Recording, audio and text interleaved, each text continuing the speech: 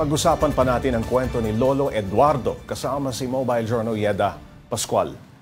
Yeda, maliban sa hanap buhay ni Lolo Eduardo na taxi driver, ano pa ang pinagkakakitaan ng pamilya? Pops Ray, may kasama pa naman si Lolo sa kanilang tahanan. So kasama niya yung kanyang asawa, yung kanyang anak at yung kanyang dalawang apo. So ang katuwang niya ngayon sa gastusin sa araw-araw, yung kanyang anak na isang tindera sa kantin.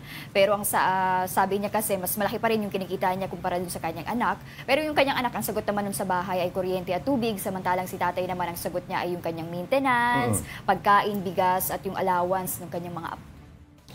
Sa kabila ng 68 years old na si Lolo Eduardo, no? Sa kabila ng kanyang mga nararamdaman, no? Yung mga kinabit na bag sa kanyang tiyan, mukhang malakas pa si Lolo Eduardo. May nararamdaman pa ba siyang ibang sakit maliban dun sa, of course, hindi komportable na may bag na nakakabit sa'yo, no? Pops Ray, kung titingnan natin si tatay, parang akala mo lakas-lakas niya, pero ang kwento niya nga sa akin, itong Lunes lang, tumigil na siya sa pamamasada muna pansamantala.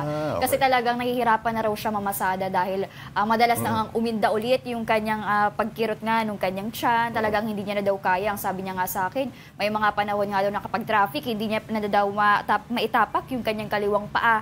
Ang sabi niya, sobrang sakit daw ng kanyang tagiliran. At syempre, kapag di ba, hindi naman kapag nagka-taxi ka, hindi naman kasi agad-agad pwede kang tumigil, di ba? Para ayusin niya yung mga nakakabit sa kanyang tiyan. Kaya talagang tinigil niya daw muna dahil hindi niya na daw kaya. Nasa magkano ang ginastos para sa operasyon ni Lolo Eduardo? Magkano naman ang maintenance din ito?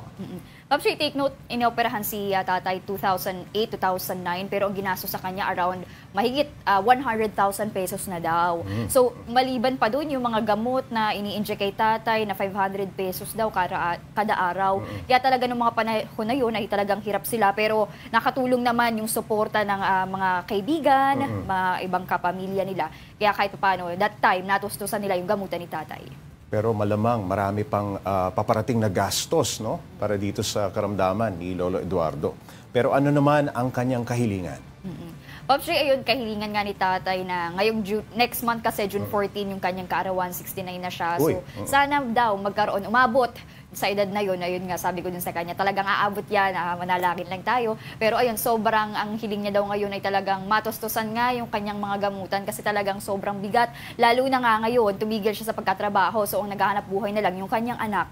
Kaya talagang hindi daw talaga kakayanin yung mga pang-araw-araw na gastusin, dagdag pa yung kanyang maintenance. So kahit daw konting salo-salo sana sa kanyang kaarawan, tapos ayan, may pagkunan sila ng budget pa para sa kanilang pang-araw-araw na pangangailangan. Year after year na lamang nakaarawan ng kanyang inaasahan. Totoo, yun na lang talaga. Ay, nakakalungkot nga. Talagang taon-taon, ayun daw yung kanyang wish na sana umabot siya sa kanyang kaarawan. Dahil nga tinaningan na siya kasi 5 to 6 years, pero 16 years, dito pa siya. Lumalaban pa rin. Lumalaban pa. Maraming salamat, Mobile Journal Yeda Pascual.